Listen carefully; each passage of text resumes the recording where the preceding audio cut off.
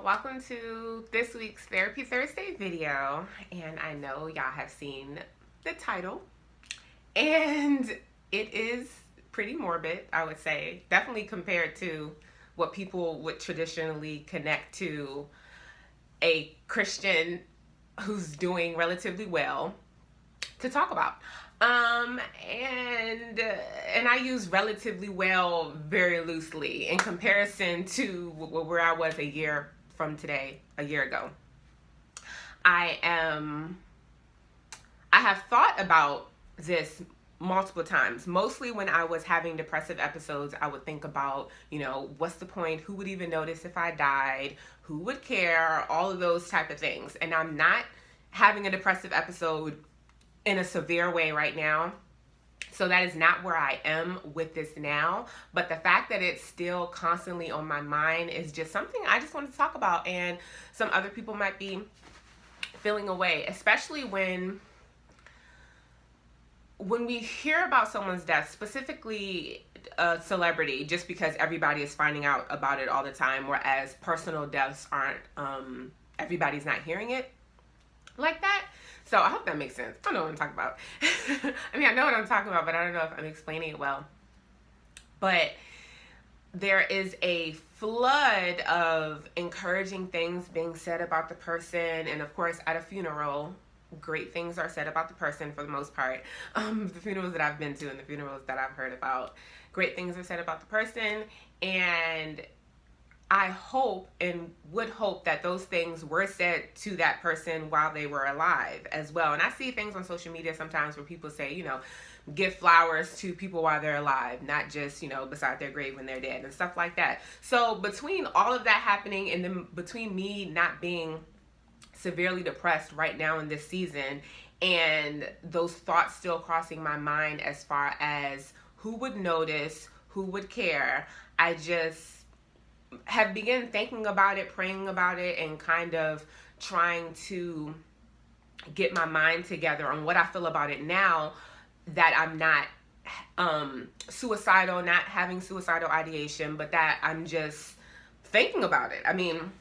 I just wonder. So obviously I know, because I'm not having a suicidal, I'm not having suicidal ideation and I'm not having a severe depressive episode, I am able to logically think about the fact that there are people who would care if I died, mainly my family, my immediate family, specifically my mom. And that is mainly because of her outward actions of showing that, okay? And then I know, again, there's other people who I see here and there, people at my mama's church, people at the church I attend now, and just different people who I see here and there that will be like, oh, I know they would sort of kind of care. But if I think about like the nitty gritty, like the real deal, like if I died in this moment, who would come to my funeral and what would they say? And the reason I'm thinking about that is because I'm just going through a season where it's a season, I don't really have any close friends. So I think that's kind of where all this is coming from, because when I hear about people talking about their loved one who has died, or a celebrity who has died, and people are saying all these great things, and some of these things were said to this person while they were still alive, right? And I'm just thinking, like, aside from social media, I don't even know who notices, and this is going to sound so weird. Believe me, y'all, please. I'm not having a depressive episode. I'm not thinking about suicide. Please just don't take this the wrong way. Let me vent. This is Therapy Thursday. We are being real over here. But when I'm real with myself and honest with myself and think about it, like, I'm not a part of anybody's daily life. I'm not a part of any close bonds with anybody currently. And so I'm like, if I die right now, like, who people will show up, like, because I'm not going to say because it's cute to show up, but to pay their respects, people who have known me throughout my life would come, people from my mama's church, people who I went to school with, things like that, they would come. But how many of those people would actually have something relevant to say about my life in this season right now? Aside from maybe what they might see on social media, what they see here in these videos, like, who would actually know something that you can't get from social media or YouTube, who actually talks to me? Maybe one person again, outside of my mom, maybe one person.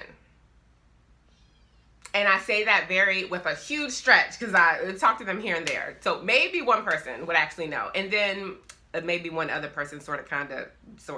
But at best, and I'm really, really stretching it, at best, 2 people actually know what's going on in this current season of my life and could say something that's relevant to what's going on behind the scenes with me now, which is what friendship is for. People who are close in their life, who have friendships and family relationships that are beyond surface and beyond typical.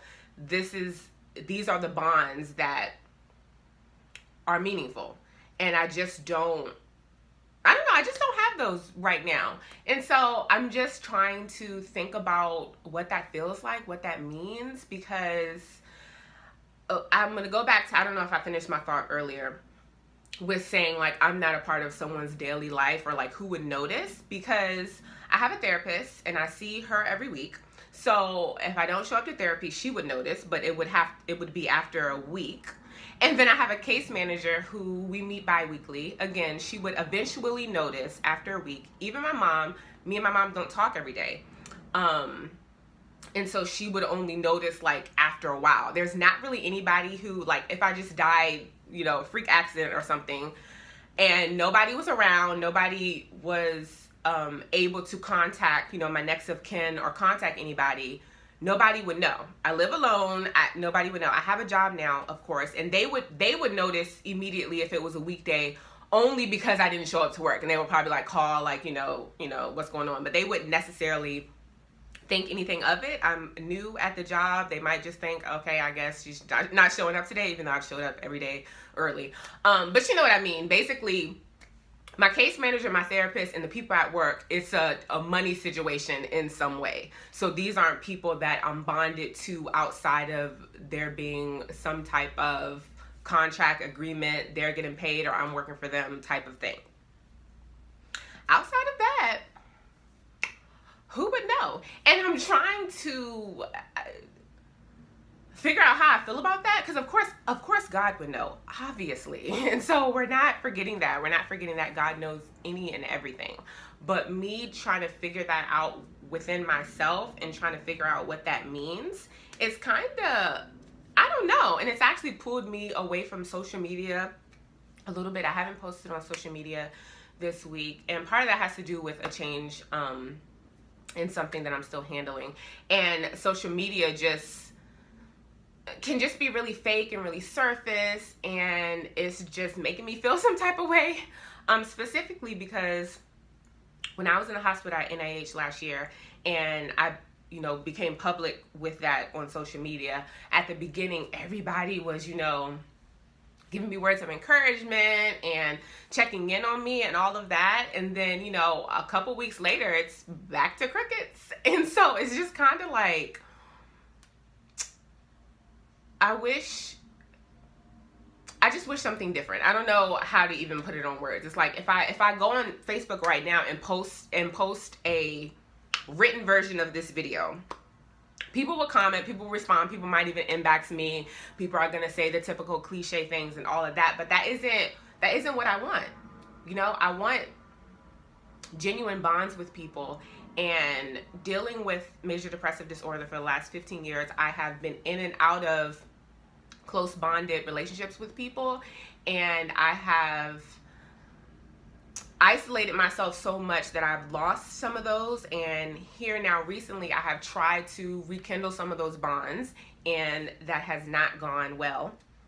So it's just leaving me in a place now where it's hard to start new friendships in your 30s when you're not physically in school on campus, and at work it's a little random at work. I don't really know about that, but it's just different. Meeting friends, starting relationships with people is different. Not even at the church I'm attending now, that doesn't seem comfortable. And just the other bonds that I had before kind of depression took me, or I was isolating myself. Those friendships kind of started in college, and through ministry, and they kind of developed organically. And so I'm just not in a place right now in my life, or having opportunities in my life, or being exposed to people in my life right now where organic relationships can happen. So I'm just at a place where I'm just like very, very alone. Like I am glad for the season that I'm in now. Like, God is allowing me to work and do some other things, and I like that. But I like that. I don't even know what I'm saying. I'm trying not to cry, which is what the more rambling than usual is happening, because what I don't want to happen is this to be misinterpreted, and I do not want comments all of a sudden, because y'all don't be commenting on any of my videos for real anyway. A few people do it occasionally, which I really appreciate that, by the way. But this isn't a cry for help. This isn't a, oh, be my friend, because I promise you, if we already know each other and we're already not close either at all or anymore, that probably moment has probably passed. And if I'm wrong, you know, it will develop as it should maybe in the future. But I'm just venting and trying to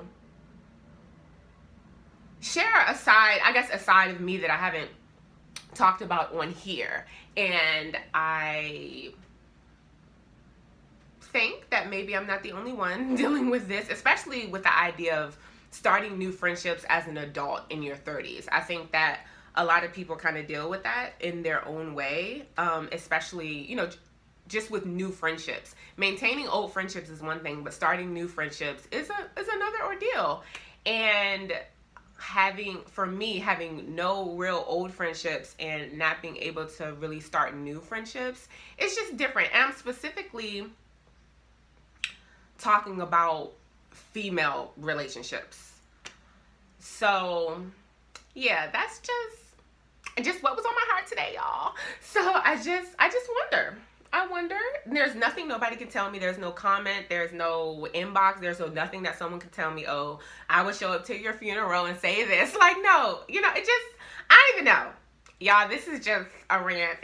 We are already in 12 minutes, and I'm gonna leave it all. I think I'm gonna leave it all. I don't want to edit this,